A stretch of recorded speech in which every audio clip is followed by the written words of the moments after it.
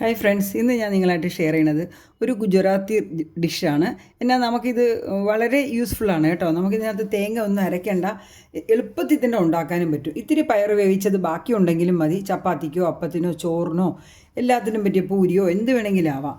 അതിനുള്ള ഇതിനുള്ള പറ്റിയൊരു സൈഡ് ഡിഷാണ് ഞാൻ ഷെയർ ചെയ്യുന്നത്. അതിന് ഒരു സവാള വഴറ്റാനായിട്ട് അരിഞ്ഞ് വെച്ചിട്ടുണ്ട്. 2 പച്ചമുളക് എടുത്ത് വെച്ചിട്ടുണ്ട്. പിന്നെ കുറച്ച് മഞ്ഞൾപ്പൊടി, കുറച്ച് ചില്ലി പൗഡർക്ക് ഒരു 1/4 സ്പൂൺ കേട്ടോ, എന്നിട്ട് കുറച്ച് ഉപ്പ്, പിന്നെ താളിക്കാനായിട്ട് ജീരകമാണ്. എന്നിട്ട് കുറച്ച് കടലമാവ്, ബേസൻ, കടലപ്പൊടി നമ്മൾ കുറച്ചെടുത്ത് വെച്ചിട്ടുണ്ട്. ഇത്രയാണ് ഇതിന് വേണ്ട സാധനങ്ങൾ. പിന്നെ കുറച്ച് കായപ്പൊടി വേണം കേട്ടോ. ഇതൊക്കെ വേണ്ട സാധനങ്ങളാണ്. ഒരു പാൻ ചൂടാക്കിയിട്ട് അതിൽ ഇത്തിരി വെളിച്ചെണ്ണ ഒഴിച്ചു ഞാൻ. എന്നിട്ട് ആ ജീരകം അതിലേക്ക് തന്നെ, ഏത് ഓയിൽ വേണമെങ്കിലും എടുക്കാം കേട്ടോ. നമ്മളുടെ വെളിച്ചെണ്ണ തന്നെയാണ് ഞാൻ എടുത്തിരിക്കുന്നത്. അതൊന്ന് വെളിച്ചെണ്ണയിൽ ആ ജീരകം ഒന്ന് മുരിയുമ്പോൾ നല്ല മണം വരും കേട്ടോ. നല്ല ഫ്ലേവറൊക്കെ വന്നിട്ട് അതിൻ്റെ സത്തൊക്കെ ഒന്ന് ഇറങ്ങട്ടെ. അപ്പോഴേക്ക് 2 പച്ചമുളകും കൂടി ഇട്ട് കൊടുത്തു. ഇതൊന്ന് യോജിപ്പിച്ച് വഴറ്റിയെടുക്കുന്നുണ്ട്. അതിൻ്റെ കൂട്ടത്തിൽ തന്നെ അതൊന്ന് ചൂടായ ഉടനെ തന്നെ ഈ സവാള ഇട്ട് കൊടുത്തു. എല്ലാം കൂടെ ഞാനൊന്ന് വഴറ്റിയെടുത്തോട്ടെ ഫ്രണ്ട്സ്. കുറച്ച് ഏതാണ്ട് ബ്രൗൺ ആയിട്ടുണ്ട്. ഇപ്പോൾ ഇത്തിരി ഞാൻ കായപ്പൊടി ഇട്ട് കൊടുക്കുകയാണ് ഫ്രണ്ട്സ്. നമുക്ക് അതിനൊരു നല്ല ഫ്ലേവറാണ് കിട്ടുന്നത്. എന്നിട്ട് ഈ സമയത്ത് തന്നെ ഞാൻ ഈ കടലപ്പൊടി ഇട്ട് കൊടുക്കണം. ഇത് എൻ്റെ ഒരു ചേഞ്ചാണ്. ഞാൻ ശരിക്കും അവർ കലക്കി തന്നെ ഒഴിക്കുന്നവരൊക്കെ ഉണ്ട്. പക്ഷേ എനിക്കിങ്ങനെ ആ കടലപ്പൊടി കലക്കി ഒഴിക്കാൻ ഇഷ്ടമല്ല. അതിൻ്റെ ആ പച്ച മണം മാറാനായിട്ട് ഞാനിങ്ങനെ ഒന്ന് ചെയ്യാറുണ്ട്. ഇത് ഞാനായിട്ട് എനിക്ക് തോന്നിയിട്ട് ചെയ്ത്, അല്ലെങ്കിൽ ആ പച്ചമണം എനിക്ക് ഇഷ്ടപ്പെടുന്നില്ല.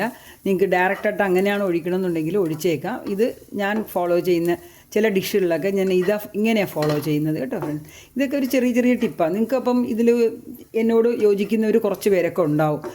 പച്ചമണം ഇഷ്ടപ്പെടാത്തവർ, അതിനൊരു കയ്പും തോന്നും കേട്ടോ. അതെനിക്ക് ഇഷ്ടപ്പെടാറില്ല. അതിൻ്റെ മഞ്ഞൾപ്പൊടി, ചില്ലി പൗഡർ, പിന്നെ ഉപ്പ്, ഇത്രയും കൂടെ അതിലേക്ക് ഇട്ടു. ഞാൻ വഴറ്റിയതിലേക്ക് തന്നെ ഞാൻ ഈ പയർ വേവിച്ച് വെച്ചത് ഫുള്ളായിട്ട് ഇടുന്നുണ്ട്. ഫുള്ളായിട്ട് ഇട്ടേക്കാം കേട്ടോ. അത്രയ്ക്ക് ആവശ്യം വരുന്നുള്ളൂ. ഈ കാണുന്നത് പോലെയല്ല, കറി ആയി വരുമ്പോൾ നല്ല കട്ടിക്ക് നന്നായിട്ട് വരും. ഞാനിപ്പോൾ കുറച്ച് വെള്ളം ഒഴിക്കുവാണേ. വെള്ളം ഒഴിക്കും, നിങ്ങൾക്ക് മനസ്സിലാവും. ഇപ്പോൾ ഈ കാണുന്നതൊന്നല്ലായിരിക്കും പിന്നീട് നമ്മൾ കാണുന്നത് കേട്ടോ. അതുകൊണ്ട് ഇത് കണ്ടിന്യൂ ചെയ്ത് കാണണേ. ഞാൻ ബാക്കിയും കൂടെ കാണിച്ചു തന്നേക്കാം ഫ്രണ്ട്സ്. ചപ്പാത്തിയും റെഡി ആയിട്ടുണ്ട്. അതിൻ്റെ കൂട്ടത്തിൽ തന്നെ കറി കുറച്ചുകൂടെ കുറുകി വന്നിട്ടുണ്ട്. ആ കടലപ്പൊടി നന്നായിട്ട് ഒന്ന് അലിഞ്ഞ് സെറ്റാവാൻ വേണ്ടിയിട്ടാണ് ഞാൻ കുറച്ച് നേരം വെള്ളം അധികം ഒഴിച്ച് വെച്ചിരുന്നത് ഫ്രണ്ട്സ്. കറി വളരെ നന്നായിട്ട് വന്നിട്ടുണ്ട്.